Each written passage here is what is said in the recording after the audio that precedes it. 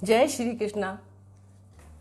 आज आपसे बात करते हैं हिंदू धर्म की मान्यताओं के बारे में। तो हिंदू धर्म जो है उसकी जो मान्यता है वो क्या है? हिंदू सत्य सनातन धर्म है।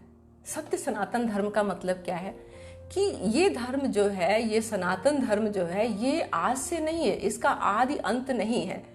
ये बताते हैं कि ऐसा मतलब कहा जाता है कि जब सृष्टि की रचना हुई थी तब से इस धर्म को हम लोग इसके अनुयायी हैं, इसका धर्म का पालन करते हैं। सारी दुनिया इसका धर्म का पालन करती है। तो सबसे पुराना जो धर्म है वो सत्य सनातन धर्म ही है। ये इसकी स्थापना जो तो है वो जब सृष्टि की रचना हुई थी तो देवताओं ने खुद इसकी स्थापना की थी, इसलिए ये सबसे पुराना धर्म है। इसमें क्या है कि अक्सर जब हम पूजा अर्चना इसकी सबकी बात करते हैं तो जब भी किसी आप पूजा की बात करें अगर, तो हमारे दिमाग में हमेशा एक मूर्ति, एक भगवान का स्वरूप सामने आता है जिसको हम ध्यान में आता है। और जब भी हम पूजा करते हैं तो सामने कोई भगवान की मूर्ति रखते हैं या उनकी कोई स्वरूप, उनकी कोई तस्वीर, फोटो रख के तब पूजा करते हैं। इसका मतलब क्या है? इसका मतलब ये है कि हमारा ध्यान जो है एक भगवान का स्वरूप जब हम लगातार देखते रहते हैं, उनकी तरफ हम ध्यान लगाते हैं तो हमारा ध्यान भटकता नहीं है। इसलिए हम इसकी मूर्ति रूप में हमेशा मंदिर में, घर में पूजा करने से पहले मूर्ति की रख के उनको स्थापित करके फिर पूजा करते हैं। अक्सर लोग कहते हैं वैसे निराकार भी पूजा होती है, निराकार भी आप पूजा कर सकते हैं, आप मानसिक पूजा भी कर सकते हैं। लेकिन सबसे सरल विधि जो होती है वो यही है कि आप भगवान की मूर्ति रखें, उनकी फोटो रखें और इस तरह से उनकी पूजा करें। धर्म जो है, ये हिंदू धर्म की खास बात क्या है कि ये किसी समय, कहते हैं ना कि पूजा जो है हिंदू धर्म में ही, इसमें समय की पाबंदी नहीं है। आप सुबह से शाम तक, रात में कभी भी भगवान की स्तुति कर सकते हैं, कोई पाबंदी नहीं है। आपको किसी टाइम, कोई ऐसी टाइम की पाबंदी नहीं कि इसी टाइम आपको पर्टिकुलर भगवान की पूजा करनी है, उनकी अर्चना करनी है, तभी भगवान प्रसन्न होंगे। आप किसी भी समय, कहीं भी, किसी भी स्थिति में भगवान की पूजा कर सकते हैं। बहुत ही अच्छी बात है, और धर्मों में ऐसा नहीं होता है। दूसरी बात, यहाँ पर हिंदू धर्म में जो है, जो हिंदू धर्म की मान्यता है वो ये है कि यहाँ पर हम उत्साह मनाते हैं, भगवान का जन्मदिन मनाते हैं, उनका गंतव्य जो होता है, उनका जो मतलब जब उनका वो इस धरती से गए वो दिन हम कभी नहीं मनाते हैं। बहुत लोगों को तो उसका पता भी नहीं होगा, उसका कहीं उल्लेख नहीं आता है। जब भी हम मनाते हैं भगवान का, भगवान श्री राम का, भगवान श्री कृष्ण का जन्माष्टमी आने वाली है, हम लोग जन्माष्टमी को बड़े धूमधाम से मनाते हैं, रामनवमी भी हम लोग बड़े धूमधाम से मनाते हैं। तो इस धर्म में शोक की कहीं कोई जगह नहीं है, हमेशा आनंद और उत्साह से इस चीज को मनाया जाता है। इसी चीज को प्राथमिकता हमेशा दी गई है, इसलिए और धर्मों से ये हटके है। तीसरी बात यह है कि इसमें स्त्री और पुरुष दोनों को समान महत्व दिया गया है, क्योंकि खुद भोलेनाथ जी ने अर्धनारीश्वर का स्वरूप धारण किया है। आपने देखा होगा कि भोलेनाथ जी, आधा शरीर उनका स्त्री का है, आधा शरीर उनका पुरुष का है। तो उन्होंने बराबर का ये स्वरूप धारण करके एक समाज को एक संदेश दिया कि दोनों, स्त्री और पुरुष दोनों बराबर हैं। इसीलिए हिंदू धर्म में पत्नी को अर्धांगिनी कहा गया है।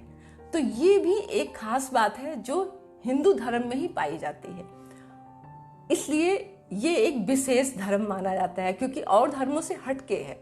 दूसरी बात क्या है कि हिंदू धर्म में कभी भी किसी और धर्म को लेके किसी को ये नहीं कहा जाता है कि नहीं, इनकी आप जो है वो आलोचना करें या दूसरे धर्म को आप बुरा भला कहें।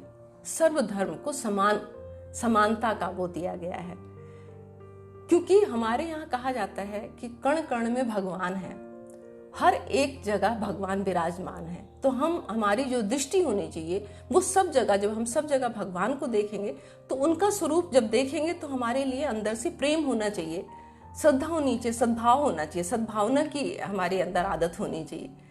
ये एक दूसरे को नीचा दिखाना, बुरा बताना और उनके साथ द्वेष भाव रखना, ऐसा सब हमारा धर्म नहीं सिखाया जाता। इस धर्म में, इस धर्म की एक खास बात और भी है कि हमारे धर्म में एक ऐसा ये धर्म है जिसमें एक एज के हिसाब से, इसमें जब यंग होते हैं हम, तो हमें धनोपार्जन की भी बताया, हमें कुबेर की पूजा करने को बताया गया, लक्ष्मी की पूजा करने को, क्योंकि अगर हम धन की उपार्जन नहीं करेंगे, हम धन को नहीं कमाएंगे, तो हमारी डेली की जो ज़रूरतें हैं वो पूरी नहीं होंगी।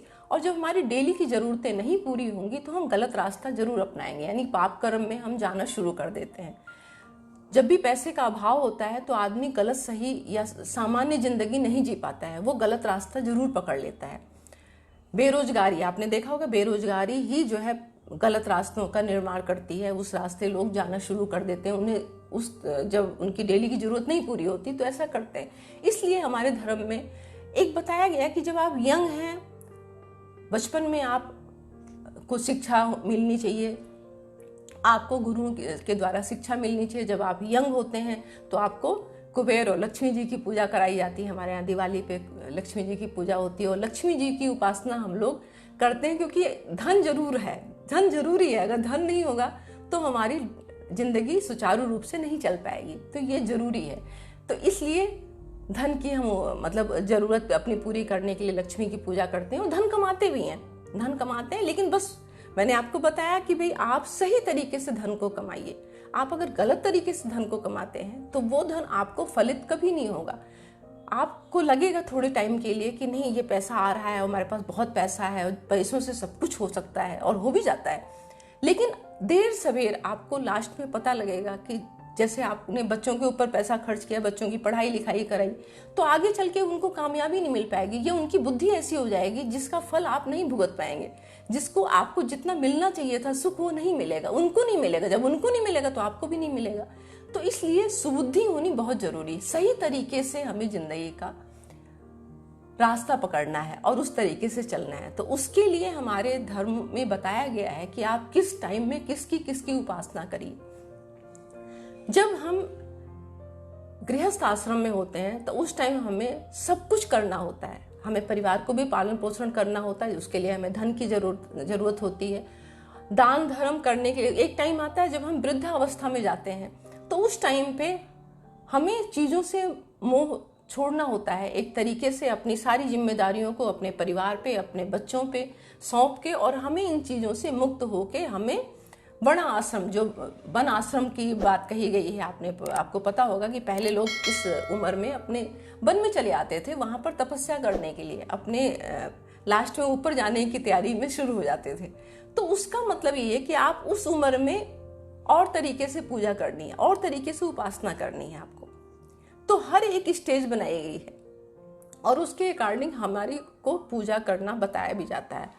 आप अगर खुद सही तरीके से पूजा पाठ करेंगे, अपने धर्म का निर्वाह करेंगे, तो आप अपने बच्चों में भी ये संस्कार डाल पाएंगे। अगर आप खुद उस चीज़ को फॉलो नहीं करेंगे, आपको खुद ही ज्ञान नहीं है कि हमें क्या करना है क्या नहीं करना है। खाली भगवान की पूजा करने से ही कुछ नहीं होता है, आपको समझना भी बहुत ज़रूरी है। आप अगर उस चीज़ को समझते हैं कि भाई हम पूजा तो रोज करते हैं, लेकिन क्या धर्म हमारा क्या, सत्य क्या है, गलत क्या है, क्या सही है क्या गलत है, इसकी पहचान अगर आपको है, तभी आप अपने आने वाली जो पीढ़ी है उनको इस चीज़ को समझा पाएंगे। और जब उनको समझा पाएंगे तो आपका ये जन्म और अगला जन्म दोनों आपका सुधरेगा, क्योंकि आपकी बहुत बड़ी जिम्मेदारी है। इस धरती पे आप आए हैं तो आपकी जिम्मेदारी खाली खाना पहनना सोना उठना बैठना यही नहीं है, कुछ जिम्मेदारियां आपको सौंपी गई हैं। वो जिम्मेदारी आपके माँ बाप ने आपके साथ निभाई है, तो आपको अपने बच्चों के साथ, आने वाली पीढ़ी के साथ भी निभाना है। ये ऋण है, अगर इसको आप नहीं चुकाएंगे तो फिर कितना भी पूजा पाठ दान पुण्य आप कर लें, लेकिन उसके बावजूद भी जब ऊपर जाएंगे या जब भी आपका अंत होगा तो आपकी जो मतलब फुल जो मार्क्स मिलने चाहिए वो आपको नहीं मिलते हैं। तो इसलिए इन सब चीज़ों को ध्यान में रखना चाहिए। बहुत ही सोच विचार करके हमें इस लाइफ को जीना पड़ता है, आसान नहीं है। आसान इसलिए नहीं है कि एक ऐसा सफ़र हम लोग तय कर रहे हैं जो लगातार हर एक, आप आसपास देखिए हर तरह के लोग हैं, अच्छे भी हैं बुरे भी हैं, कुछ में बहुत ज़्यादा शांति है तो कुछ बहुत अशांत है, कुछ को बहुत पैसा चाहिए तो किसी को नहीं चाहिए, कोई जो है जितना है उसमें ही खुश है। जैसे आप लोग सफ़र करते हैं, ट्रेन में बैठते हैं, वहाँ सफ़र करते हैं ना, तो जब हम लोग सफ़र करते हैं तो बहुत सारे यात्री वहाँ बैठे होते हैं। वो सब अपनी अपनी यात्रा पूरी करते होते हैं, हम भी जाते हैं उसमें बैठ जाते हैं। कुछ होते हैं वो उतनी देर के सफ़र में ही बहुत कुछ उनको लगता है जैसे इसी में बैठना है, बस हर चीज़ को उनको पूरा मतलब कब्जा चाहिए उनको, इस तरह से सबको उस किसी की मतलब आराम पर और जो है सुविधा का ख्याल नहीं रखते हैं, वो उनको अपना चाहिए बस। तो सफ़र तो उनका भी पूरा होता है। लेकिन कहने का मतलब मेरा ये है कि यहाँ पर आपको जो जर्नी लाइफ की तय करनी है, बहुत ही सोच विचार के, बहुत ज़्यादा चीज़ों को समझ के, क्योंकि होता क्या है ना कि अक्सर एक दिन की बात नहीं है, सालों साल, बहुत साल हमें निकालने हैं और उसमें बहुत सारे उतार चढ़ाव भी आते हैं। हमेशा एक जैसे लाइफ नहीं रहती है। कुछ हालात ऐसे हो जाते हैं जहाँ पर हम ना चाहते हुए भी कुछ ऐसे काम कर जाते हैं या गुस्सा कर जाते हैं या कुछ ऐसा बोल जाते हैं जो हमें नहीं कहना चाहिए। तो इसलिए जब भी आप कुछ करें, बोलें, व्यवहार करें तो बहुत सोच समझ के करें। और बहुत सारी चीज़ें ऐसी हैं जो हमें हमारे धर्म में, हमारे पुराणों में, हमारे जो पूर्वज थे सबने हमें बताया है, समझाया है। ज़रूरत बस इतनी है कि उन चीज़ों को हमें पढ़ने की, समझने की ज़रूरत है, उन पे हमें अमल करने की ज़रूरत है।